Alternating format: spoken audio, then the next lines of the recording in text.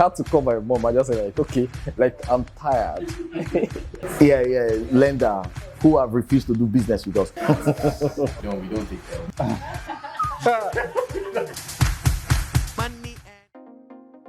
My name is Goodness Wanchuku, co-founder and head of growth at ePoultry.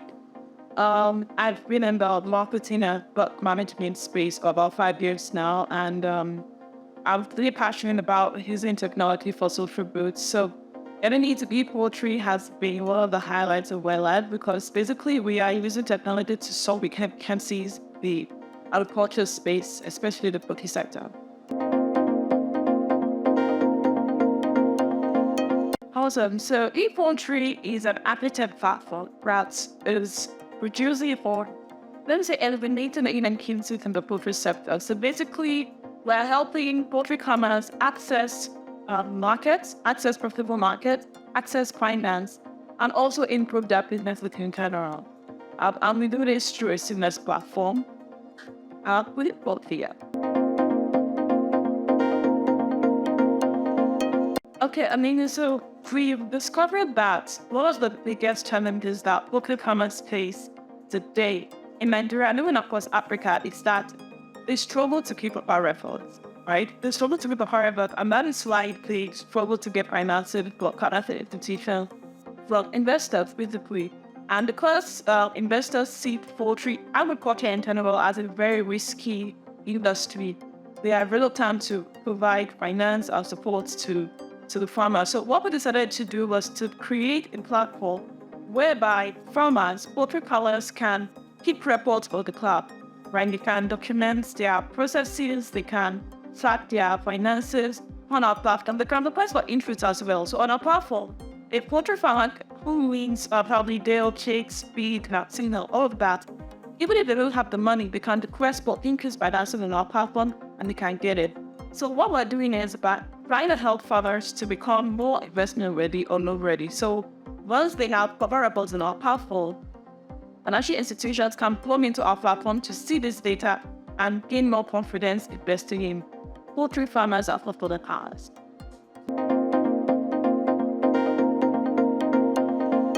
ePoultry started out with our CEO. So he experienced the East African drought while he was studying in Kenya. He came back to Nigeria sometime in 2013 and started his first business, which was a poultry farm. So while in that process, he began to experience the inefficiencies in the sector, difficulty getting access to finance, access to markets. So we decided to build a solution that could address these inefficiencies and also help other smallholder farmers like ourselves.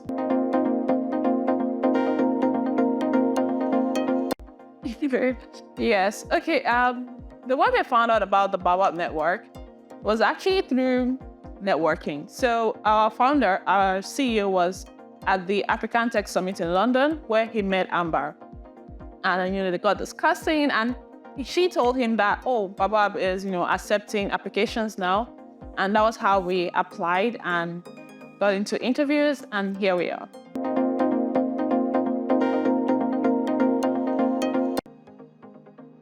The due diligence process was actually very enlightening, because we got a lot of questions about our model, the customers we serve, our traction so far.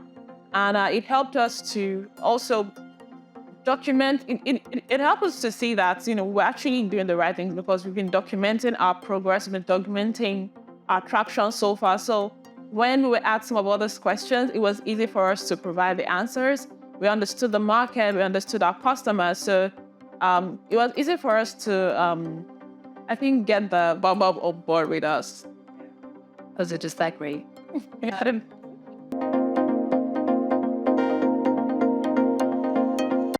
Our biggest learnings. I would say one of the biggest learnings that we've had is building a team.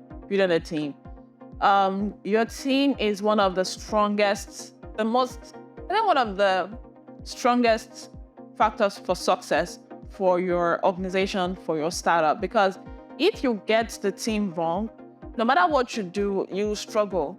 right? Even if you have all the money, even if you have all the support, but the team that are supposed to execute on your solution are not strong enough, are not passionate enough, or are not competent enough, you will struggle. So I think that is one thing that we've learned, because we made some of those mistakes starting out, but we're picking up now. We've learned through the process that, you shouldn't rush getting a team. You should take your time, and it's worth the investment.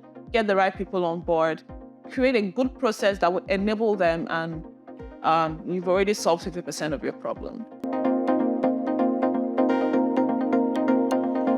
The Baba program has been amazing. It's been really fantastic because we get a lot of support. We get a lot of support from the Baba Network mentorships. And through the process, we've been able to break down our solution. Right at the beginning, we had 4 or 5 stakeholders we were trying to build a solution for, and we were getting a little in over our heads. So coming into the Baba Network helped us to take a step back, and we're able to simplify what we're doing. We're able to break it down and take it step by step. Right? We get mentorships from the Baba Network, and then we also get resources. I think the resources, the mentorship, the support has been really helpful. Really helpful for us, yeah. And every Thursday we have a group mentorship session where you have to pitch your startup in 1 minute. It's not easy to put everything in 1 minute, but we've been doing that consistently, and it's very helpful, especially as you're fundraising. So when you meet a founder or you meet an investor, they're able to talk about your solution, talk about your startup in a way that they'll understand you easily. Oh, we've had a lot of wins. Can I say more than one? Yeah. Okay, two. Okay, so I say one of our biggest wins is the fact that we've been able to impact lives with our solution. So far since we've started, we have been able to mobilize over about $1 million in input financing to smallholder farmers. We've been able to help them improve their lives, generate more profits. And one of the things that we also care about at ePoultry is gender equity. So we work with over 1,000 farmers, and 70% of them are women. So that is something that, it's something we're really proud of, that we've been able to impact lives and help them improve their living. And the second biggest way that I would say so far, because we've been bootstrapping, getting into the Baba Network was a huge win for us, because it means that what we're doing actually is valuable for a platform like Baba Network to consider us, worthy to get into their program. It means that we're on the right track. So getting to the Baba Network was one of our second, I won't say second, it was one of our biggest wins generally. Yeah. Then also, wow, 3,000. Yeah, it's the 2,000 that were like, I think 5 or 6 in the score. It's amazing. So pass through it. Oh, the biggest L's. So right now we are fundraising, right? We've been bootstrapping for over 4 years now. So now we're ready to receive, external support. And I think one of the things that really can be a downer is when you get no's from investors, because we put in a lot of work, we put in a lot of effort. In fact, you get into the discussion with the investors, first interview, second, third, fourth stage, and then you get a no. That can be discouraging, but it doesn't hold us down, because we still get back up and continue and try again. And I would say another L will be that making a mistake in getting people to join your team. You don't want to just bring anyone into your team, because your team can make or break your business. So I think that was one of the mistakes that we made. But thanks to the support, the mentorship we've been getting from the Baba Network, and also our team as well, our CTO, our CEO, they've been very helpful, and ensuring that we're only bringing people who can work with us, who can run and fly with us. So I think those are the two main ones. Yeah.